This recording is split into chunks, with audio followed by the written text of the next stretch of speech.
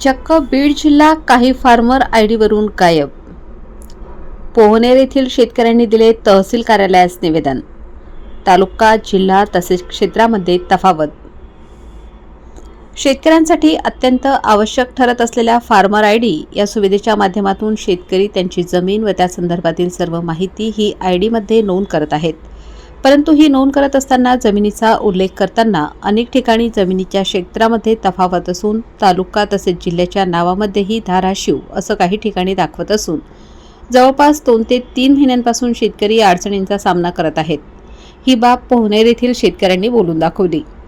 परळी तालुक्यातील अनेक शेतकरीही या अडचणींचा सामना करत आहेत।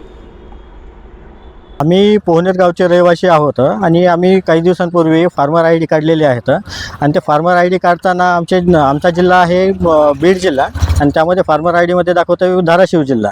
तर त्यामध्ये अजून एक चुका अशा होत आहेत की जे क्षेत्र कमी आहेत त्यांचे वाढून दाखवत आहे आणि जे आमचे जास्तीचे क्षेत्र आहेत त्यामध्ये ते क्षेत्र 1.99 असंच दाखवत आहे। तर या अशा चुकांमुळे आम्हाला पीक विमा भरताना अडचणी येणार आहेत आणि ते विमा भरून घेतला जात नाही आहेत आणि त्याचबरोबर जे अनुदान भेटणारे तर शासकीय योजना आहेत या सगळ्यांचे लाभ भेटताना आम्हाला प्रचंड अडचणी येणार आहेत। काही दुरुस्तीचं असं ऑप्शन दिसत नाही आहे जेणेकरून आम्ही त्याच्यामध्ये काही सुधारणा करू शकतो।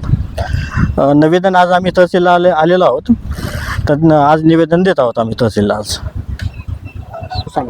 मी श्रीनिवास दुर्गादासराव देशपांडे आणि माझे सहकारी। मी ज्ञानेश्वर मुंजाजी हिंगे, राहणार पोहनेर, तालुका परळी वैजनाथ। माझं फार्मर आयडी CSC सेंटरवर गेल्यानंतर काढण्यासाठी ऑलरेडी तयार झालेलं होतं।